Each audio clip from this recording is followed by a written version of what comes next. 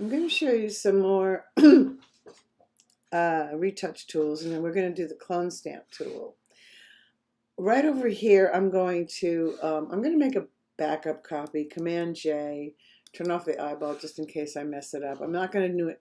I'm not going to do this one non-destructively. So I made the brush, if you notice, very much the size of the orange because I want to make another orange. So I'm going to Option click or Alt click on the PC and then put an orange over here. I cut down the feather so I don't have a huge feather. I might even have too much of a feather. I'm going to undo that and go up here and change the hardness, make it even less feathered, less soft. This is something you'll experiment with as you move. You have to get out of that menu. Click up here somewhere. I'm going to Option click again.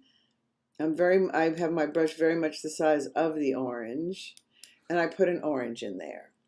Now if I want to put another orange over here, I have to reorient and re-click, because remember, wherever you click, and I'll do this orange this time, wherever you click, that's not necessarily what, there is a way to make it take a picture of where you clicked. It's not that useful. We're in aligned. If you unclick that, it'll do that. I'll show you that in a minute. But I picked this orange. Now, if I want this orange to go over here, I have to click over here so that the distance is defined and it will pick up that orange. Let's see, where will it make sense? Possibly up in here, maybe. Well, let's see. Before I click down, I'm going to click down here. Now notice, do you see, if you look down at the bottom where I originally clicked, that's where it's grabbing pixels from. So now it's putting an orange there. So if I go Command minus, I have two more oranges in this tree. I can actually go back over here, click here, and put another orange over here. So I've added 3 oranges to this tree, and that's one use for clone. If I wanted to do this non-destructively, I could just, as with the others, put a blank layer above the original. I'm going to type fix, and like I said, I most often prefer to do this non-destructively. And then I'm going to Option click. I'm going to put this over here, and then I'm going to Option click, let's see, this one, and put another orange over here. And let's see, we'll do one more. I'll Option click here. That looks a little small. I probably should have made that bigger, and put another orange there. So those 3 oranges, those 3 new oranges are there. I would probably want to make this more realistic. I might go in and Option click some leaves here and add a few leaves. So let's see, this one could use a few leaves, but I got orange in there. That's the beauty of having the fix layer is, let's see, I'm going to go here and maybe get a softer brush and Option click maybe these leaves and put some leaves in here, and that looks pretty good. I could even add a layer mask, get a regular brush with black, and let's see, how do I have this? All right, so what I think is it could use a little bit of, I want a soft edge brush on this one, so I'm going to go down here and move the opacity. Let me check this again. And it looks like I could just get rid of a little bit of this. Get a little bit of this gone so we can see the orange behind it. Yeah, there's a little bit of feather going off there. And then, you know, I've been able to add to the orange tree.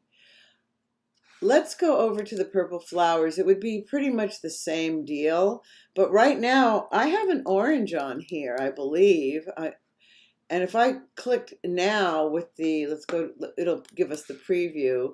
I've got the leaves. If I click now on this, it's going to put the leaves down. So it's still remembering what was on the other picture I was using. So if I want to option click and let's say make more flowers, and again, I'm going to do the non-destructive because I'm much happier with that. I call it working with a net.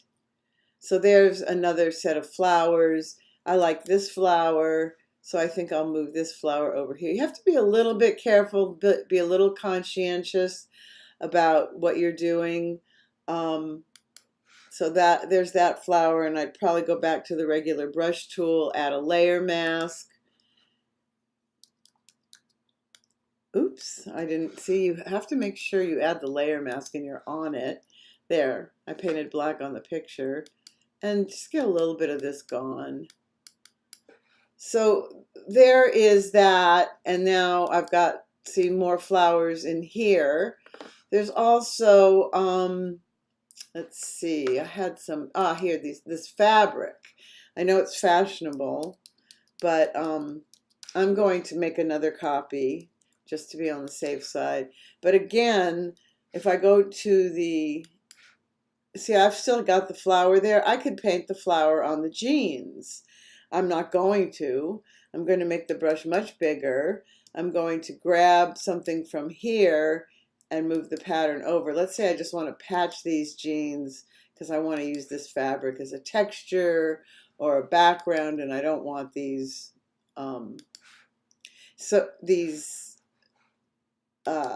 rips in it. But generally with clone and healing, you have to do a lot of option clicking. The spot healing brush is the only one where you can keep going, but you have to watch out because it can get smudgy. That looks kind of weird. I would probably make the brush smaller, and there we go. Now, just for fun, I'm going to go over to the purple flowers and oops, I have to make sure I'm on here, and so I don't really want that. I'm going to undo, undo, undo, undo, undo, undo, undo, undo, and that's just the beginning of the power of the clone tool, and in the last lesson, the healing brush.